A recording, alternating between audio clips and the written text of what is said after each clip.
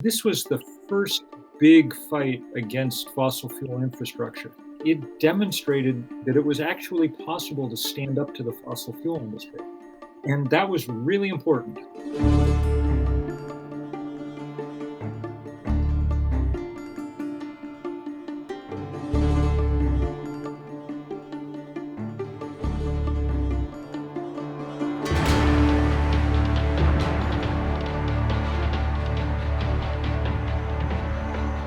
Line 3 is another one of these huge tar sands pipelines. Now, there's lots of good local reasons to oppose it. It can wreck waterways, that goes over unceded Indian territory. Wild rice is a key part of the cultural life up there and economic life, and that's endangered. All of those are important, but if you don't happen to know or care about those things, it's also a huge way to keep raising the temperature of the planet. Burning incredibly dirty oil is exactly the opposite of what we need to do. You know, you've written some interesting stuff about climate and personal anxiety. One thing you talked about was that Martin Luther King believed that sooner or later the civil rights movement would succeed, and that was very comforting to a lot of his followers. He said, "The arc of the moral universe is long, but it bends toward justice." You wrote recently, "A different kind of courage is needed for the climate battle because the arc of the physical universe is short and it bends toward heat." The point I was trying to make was just, it was Dr. King would always say, this may take a while, but we're going to win.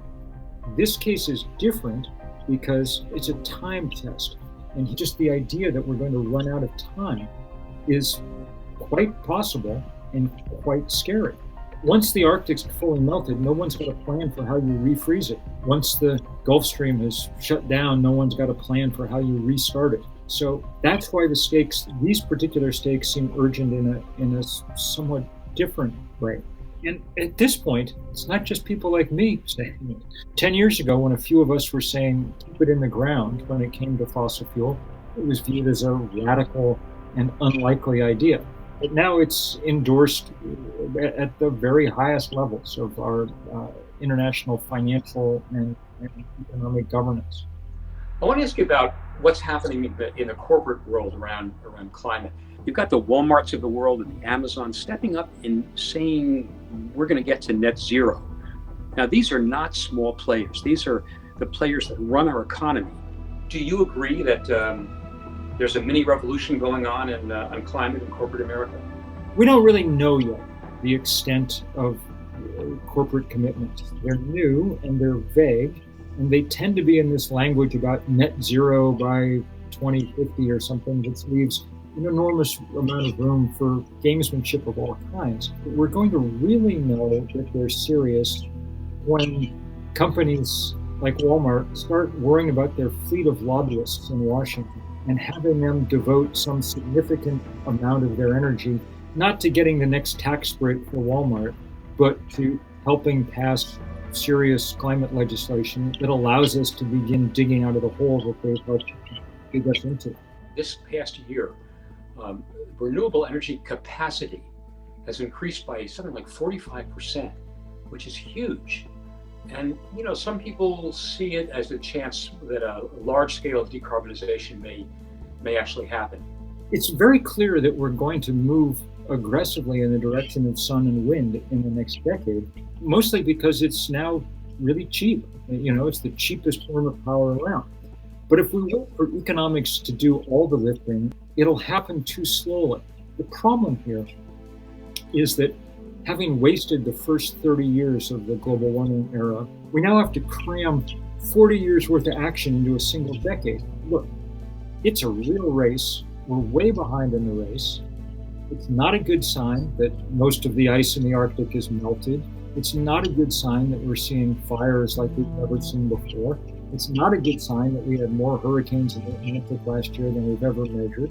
It's not a good sign that 2020 saw the highest reliably recorded temperature we've ever measured on planet Earth.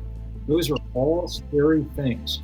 And so, catching up is going to be the hardest job that humans have ever had. What advice would you have for a climate activist who's starting out, who's just beginning his or her climate activity? The most important thing an individual can do is be less of an individual. Join together with others in movements big enough to make change. That's why we're lucky to have 350.org, Sunrise Movement, Extinction Rebellion, Fridays for the Future, the Sierra Club, everybody who's doing this work on a local, national, global level. Make no mistake, none of this is easy. You're up against the richest banks, the most powerful industries, the most ingrained, congressional power, so on and so forth. Why do you think that sustained protests can stop something like Line 3? I'm not sure that sustained protests can stop Line 3. You never know. But I'm impressed by the fact that when we fight, we often win. And truthfully, we don't know we're going to win the whole battle over climate in time. But we do know that our odds go way up when we fight. If we don't fight, then we're definitely not going to win.